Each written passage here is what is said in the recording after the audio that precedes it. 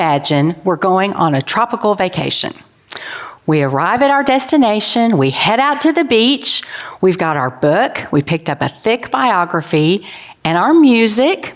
Say you like hip-hop and show tunes. While you're there enjoying the view, reading your book, listening to your music, suddenly an idea hits you.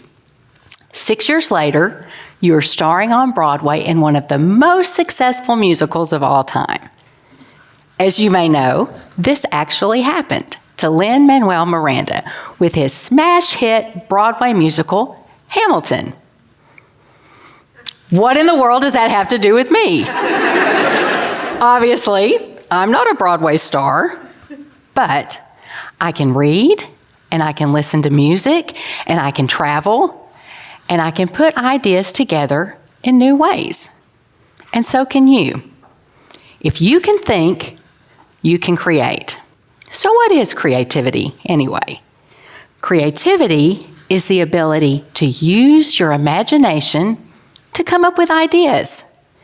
It's the spark to generate solutions to challenging problems. With that definition, you can certainly see how we can all be creative. And not only that, we need to be creative, not just on Broadway or in art galleries. We need it in every area of our lives, in our families, in our schools, in our communities, and in our careers. My career is in healthcare marketing, and I work with people who are incredibly creative. They are the art directors and the graphic designers and the writers, and we call them the creatives. So they are very creative. But I need to be creative too. So part of my role is marketing cancer screenings. Like many of you, my life has been personally impacted by cancer. And so when we're working on a campaign, I don't just say to the creative team, y'all figure it out. I come to the table with ideas on how we can reach people. And then we work together to fine-tune those ideas and make them better and bring them to reality. And if our work is successful, it can save someone's life. So I take that as a tremendous responsibility to be as creative as I can possibly be. All of us in our various roles need to be creative to make a positive impact on the world. So, how can you be more creative? The 3 C's can help. That's courage, commitment, and connections. Creativity starts with courage, it requires commitment, and it grows with connections. So let's tackle that first C, courage. Like with most things in life, if you want to be more creative, it starts with your mindset. You need to be fearless to truly reach your creative potential. Fear will try to derail you with thoughts like, you're not good enough, or you don't have anything to contribute, or probably worst of all, what if you fail? Fear can paralyze you and keep you from doing the things that you actually have the ability to do. I mean, I can promise you, I had to face fear in getting ready for this talk today. So, how do we overcome fear? First of all, you need to realize that you are wonderfully made. You were born overflowing with creative potential. Children are incredibly creative. Studies show that children truly are creative. So NASA did a longitudinal study of creative potential. They found that 98% of 4 and 5-year-olds in their study scored at creative genius level. 5 years after that, the same group, only 30% did. And another 5 years later, only 12%. By the time they were adults, it was 2%. Why is that? Well, for one thing, children are fearless when it comes to creativity. Think about yourself when you were a little kid. If someone handed you that great big box of crayons, you know, the one with the 64 colors and the cute little sharpener on the back, would you have ever said, "Oh, no, I'm not good at coloring"? No, you grab those crayons and you just set right to work, creating your masterpiece. Remember, that same little creative genius is still living inside of you. Second, you need to speak it. The words we speak are powerful. It matters what you say. That's why when our kids were little, and really still now that they're in their 20s, we don't like to hear them say, "I can't do it." We'd much rather hear, "I haven't figured this out yet." Get in the habit of speaking only positive words, full of faith for what is possible. Then take action. Try something new. In getting ready for this talk, our creative director at work told me everyone can draw, and I should try it. My first thought was, I can't draw, but I didn't say it out loud. Instead, I went out and bought a sketchbook, and then I set it on the counter and looked at it for a month. I was so intimidated by those blank pages. But when I finally did start, I found that I can draw. Hang with me a minute. I can draw. Granted, it's pictures of Snoopy, but I can draw, and so can you. And I found that the more I did it, the better I got. What I learned is that you don't have to be perfect to get started. I actually think perfectionism is fear, pretending to be a virtue.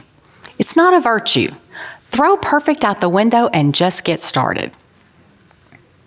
Here's an even better example of courage and creativity. Luis Ruiz is an orthopedic tech at LA Children's Hospital. His job is putting casts on pediatric patients who have a broken bone. That's not a creative job, right? Well, about 10 years ago, Luis put a cast on a little boy, and when he finished, the little boy said, "Would you please draw a smiley face on my cast?"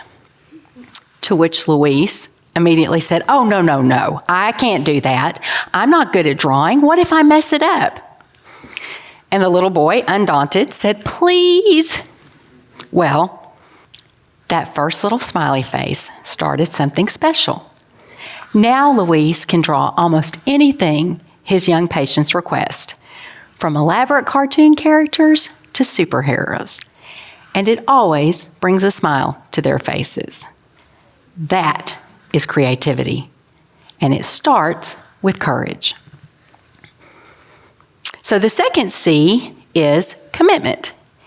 If you want to be creative, you've got to put effort to it. You've got to put your mind to it and your energy behind it. So Malcolm Gladwell has a best-selling book called Outliers. Some of you may have read that. It's Outliers, the Story of Success. And in that book, he uncovers myths around what it takes to achieve great success. It's actually less about talent and more about effort. He explains that researchers have settled on what they think of as the magic number to achieve expertise in virtually any field, 10,000 hours. So if you don't want to do the math, that's about 5 years of working on something full-time. He explains that even Mozart, the legendary composer and one of the greatest musical prodigies of all time, really hit his stride after he reached 10,000 hours of practice. Granted, he was a toddler when he started, but still, you can achieve your goals if you put in the time and effort. Commit to putting in the work. Creativity is like a muscle. If you want it to get stronger, you've got to exercise it. So here is another example, this with creativity and commitment. My friend Nicole, who is in the audience today, I know I saw her, she is by training an occupational therapist. That's not really a creative job, or is it? So what if your patient has dementia and doesn't respond, really can't respond, to anything you say or do to try to help. You could just go about your rounds and move on. Or you could do what Nicole did, and she refused to give up on this patient. She committed the time to interview the patient's family members, looking for some clue to be able to help this patient. What she discovered was the patient loved to play piano, even though it had been many, many years since she had done so. So the next therapy session, Nicole brought sheet music with her and went over to the piano and played the first couple of notes of the song. Amazingly, her patient came and sat down beside her at the piano and began to play the whole song beautifully, without hesitation or struggle. Because Nicole committed the effort, she unlocked the music and the joy that was buried deep inside her patient. That is creativity, and it requires commitment. The third C is connections. Let's go back to the Hamilton example. Miranda took things he loved, rap music and musical theater, and combined it with new information, a biography of Alexander Hamilton, and came up with something completely original. You can take something you love and add new information to it, and you'll come up with something unique. It doesn't have to be a Broadway show or an artistic masterpiece or a concerto to make a positive impact on the people around you. So if you think about that, all of us can do that. We just need to look up, look around, see what's going on around us. There's inspiration everywhere. Get in the habit of collecting ideas, looking for ideas. Read everything you can get your hands on. Professors, I know you appreciate that little plug. Explore, whether it's halfway around the globe or in your own backyard. Get in the habit of seeing the world with new eyes. Take advantage of new experiences. Go see a Broadway show. Go to an art exhibit or a concert. Attend TEDx. See, you're already making progress. So there's lots of ways that you can get inspired. But in my opinion, the very best way to get inspired is to connect with people. Learn their stories, work together, seek out other opinions. You'll be amazed at how your perspective expands by seeing the world through someone else's eyes. So one last example of creativity and connections. My friend Kimberly, who is also here, she has taught school for many years. She has a unique ability to connect with her students. Children who have struggled with reading in her class suddenly flourish. So I asked her, how do you teach reading? How do you use creativity to teach reading? But her answer surprised me. She said, it's not about content, it's about relationships. She shared with me the story of one of her students who had behavior issues in school. But despite his acting out, Kimberly never saw this little boy as a problem. Well, one day in class, he was causing trouble. And so Kimberly asked him to come talk to her. And he said, "What do you want?" And she said with a smile, "Didn't you know?" "Didn't I know what?" She just repeated, "Didn't you know?" By this time, he's clearly confused. "No?" She continued, "Didn't you know the first day you walked into this classroom, you stole my heart?" The little boy, this story always gets me, the little boy just shook his head and said, "Nobody loves me." And Kimberly said, "I do." Kimberly understood that so often children who show behavior problems or difficulty learning are actually demonstrating symptoms of much deeper issues. So she finds a way to connect with her students so they feel safe and loved so they can learn. That is creativity, and it grows with connections. I hope you are beginning to see how truly creative you can be, and more importantly, that you need to be creative. Creativity starts with courage, it requires commitment, and it grows with connections. Your world and the people you love need you to find that spark to make things better. You just need to see the light in you, and you'll light the path for everyone around you. Thank you.